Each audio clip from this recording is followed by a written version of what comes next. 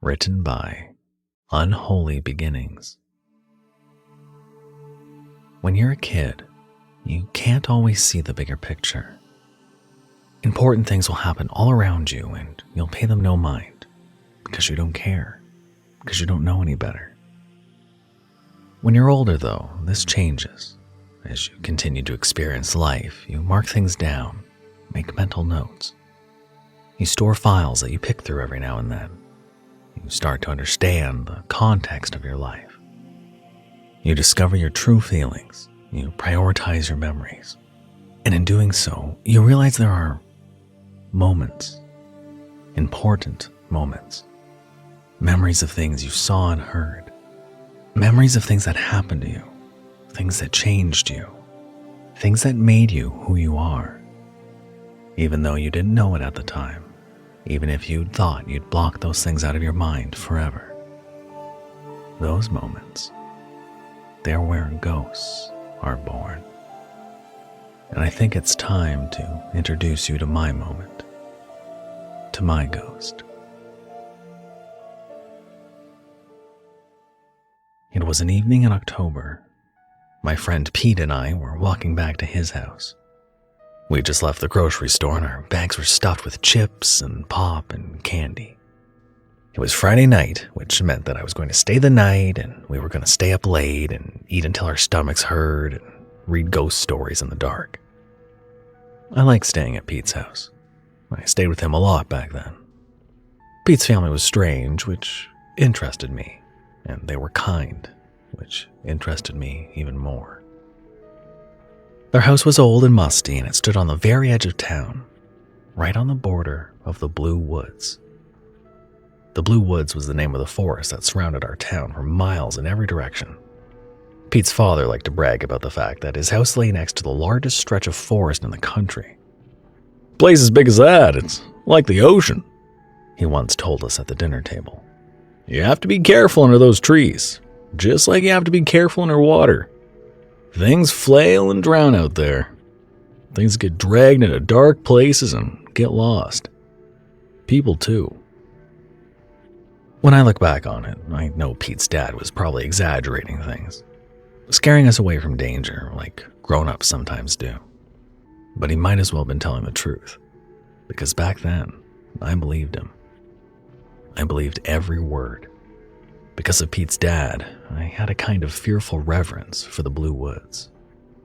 This fearful reverence is why, on that October night, when we emerged from the grocery store and Pete looked from the twilight sky to me and said, "It's getting dark. Let's take a shortcut." I hesitated. Are you sure?" I stammered. I knew without a doubt what shortcut Pete was referring to. There was only one alternate route to his house. The path that cut across the old park. To give you an accurate idea of the old park, I should explain something else first. The grocery store near Pete's house hadn't always been a grocery store. The building had originally been a private school, constructed in the 1920s. A decade later, when the school shut down, it sat abandoned on the edge of town for almost a decade, until eventually someone had the brilliant idea to renovate the place and convert it into a grocery store. So, the building was painted and updated.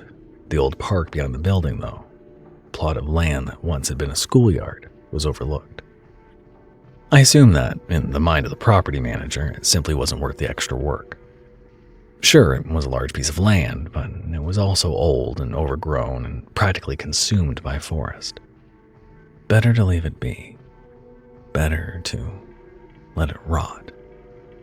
Unlike Pete, who was not easily fazed by anything, I dreaded the plot of land behind the grocery store.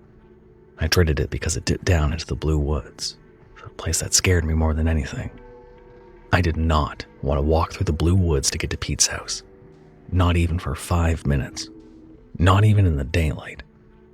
"Let's just walk along the road like usual," I said, trying not to sound nervous. My hands were clammy around the plastic handles of my bag. "Your parents told us to go that way."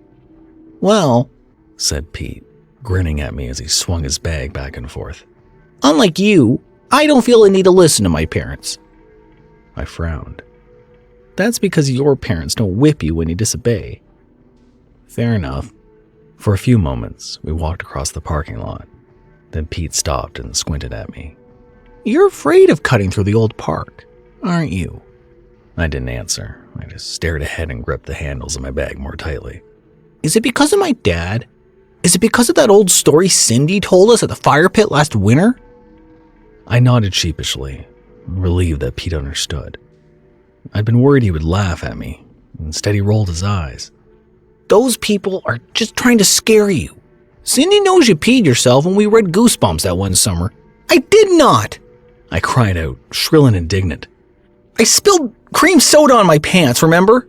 Pete grinned again. Come on, he said, jerking his head to the opposite direction of the road. Let's take the path across the old schoolyard. It'll be an adventure. I won't tell Cindy and I won't tell Dad. I promise.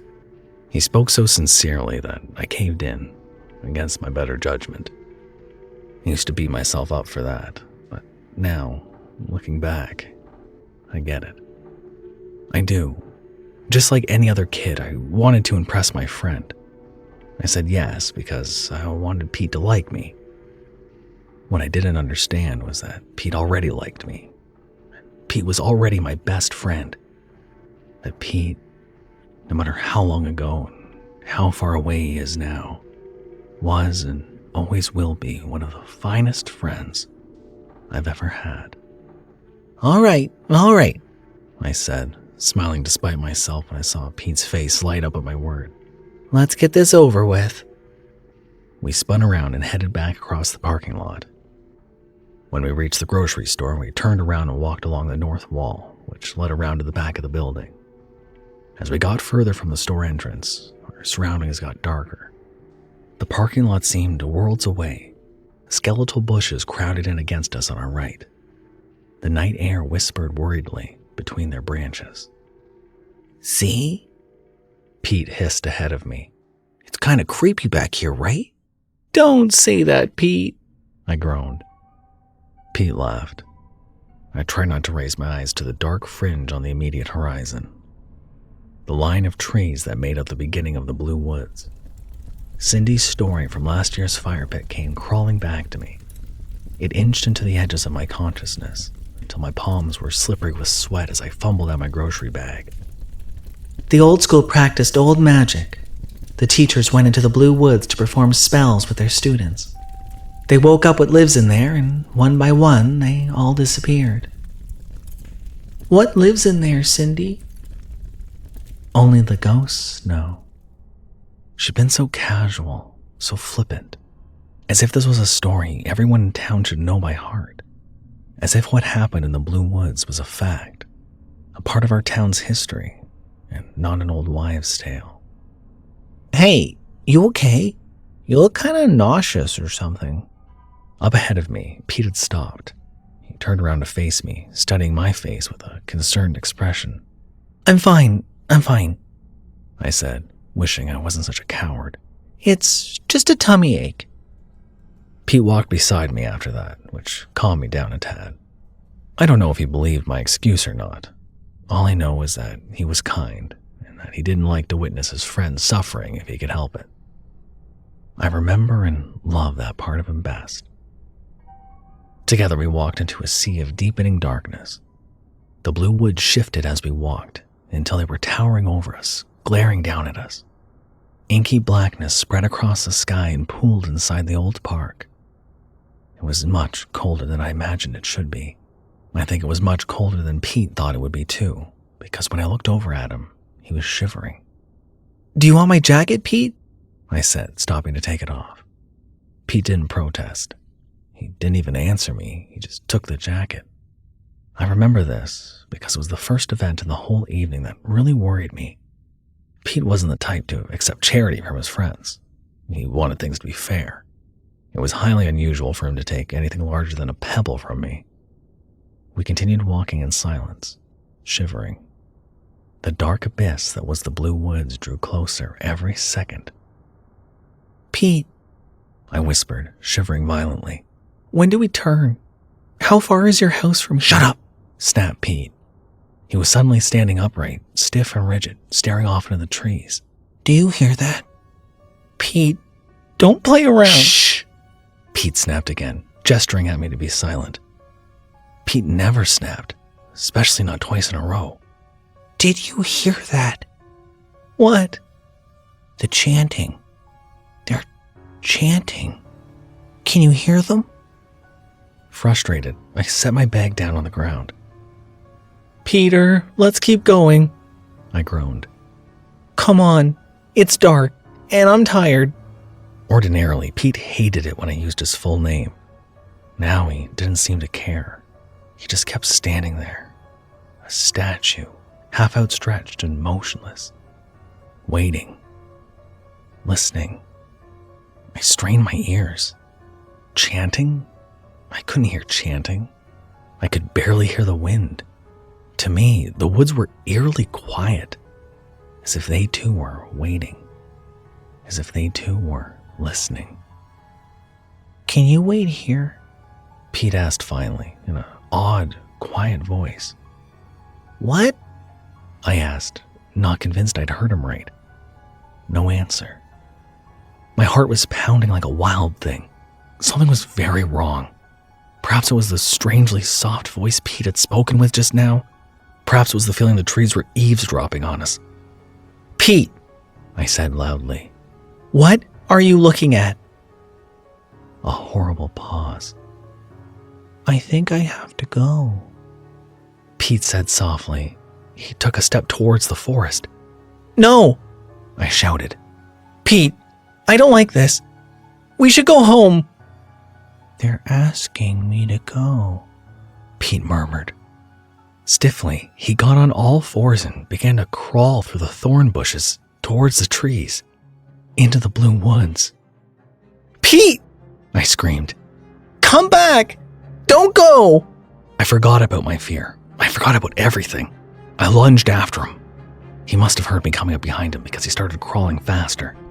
As I gained on him, I could hear that he was cackling or crying. Couldn't tell which. I could also see that the bushes and the brambles were ripping at his face and that he didn't seem to care. He just kept making horrible, inhuman noises and scrambling towards the blue woods like a frenzied animal and slamming his face into the sharp parts of the underbrush. Come back! I screamed. The thought of being left alone in this cold, pitch-black hell caused a warm anger to surge inside me. I ran with all my might, leaping over sharp branches, tearing my pants, tearing the thin arms of my long-sleeved shirt. My whole body was stinging, but I didn't care. I had to get to Pete. I had to help him. I had to stop him from going into the woods. My lungs began to hurt. I was almost on top of him. Aha! I shouted as I grabbed his shoulders. I jumped up, pushing all my weight against him, and he crumpled under me, still flailing. Panting, I pinned him down until he stopped. When I finally eased back, I saw Pete's face. At least, I saw what used to be Pete's face. The branches had done nasty work. Lots of blood, dramatic swelling, missing skin. One of his eyes was gone. Pete, I said, hot tears springing to my eyes. What happened? Pete clutched at his face. He started sobbing and giggling and rubbing his wet, red hands together, working the blood into his skin like lotion. Then he choked and more blood gurgled from his mouth. A string of bubbling sounds came along with it, like words. I leaned in, desperate. What is it? Go home, Pete croaked against my ear. Something warm and wet splattered the side of my face. Go home. Use the road. Not safe here. I got off him then. He seemed to have settled down, and I thought he might be able to see reason. Come on, stand up, I said, trembling. I'll take you home. Pete fell back against the ground. He began to laugh again, or cry, I still couldn't tell. I watched him curl into a ball and hide his face behind his arms. The chanting. He kept tittering, as if it was the punchline to some hilarious joke. The chanting. All right, Pete, I said, struggling to sound soothing. Just stay calm. It's all right. I'm here with you. We're in the old park by the woods behind the grocery store. Your mom and dad are going to come looking for us. Everything is going to be okay." Sometimes I catch myself hoping that he believed me, even if it was just for a moment. Hope doesn't always make sense, but it's comforting. I like to think I comforted my friend a little. What happened next is almost too easy to explain. I stood over Pete until he stopped convulsing. Then I turned around to get a better sense of where and of which direction home was in. When I turned back to Pete, there was no Pete. Only the silence. Only the dark forest before me. Only a red splotch on the ground where he had been. The silence in the trees was gentler in that emptiness, as if they were no longer glaring down at me, but smiling, serene, satisfied.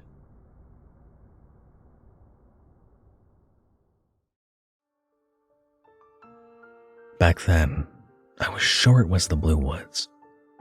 It was the Blue Woods that took him. It was the Blue Woods that lured him in. It was the Blue Woods that caused him to step outside of his consciousness and into madness. God, I used to lie awake in fear, so sure those trees were going to possess me next. These days, I'm older and I'm wiser. What I once saw as fact is fiction now, at best. Sometimes I think I almost understand what really happened to Pete, especially when I sit in my office at my desk and look out at the glassy buildings rising all around me, like a lonely forest. Often during those times, I hear chanting, and I see infinite darkness. Over the years, I've realized that darkness comes for all of us. It wasn't just a monster from my childhood nightmares. It dwells in many places beyond the Blue Woods. Darkness is part of growing up, part of the bigger picture. It's very real. It took Pete all those years ago. One day, soon, I think, it will take me. No, darkness is part of this reality, and it doesn't terrify me anymore. What terrifies me now is what awaits me in the darkness. What awaited Pete. What only the ghosts know.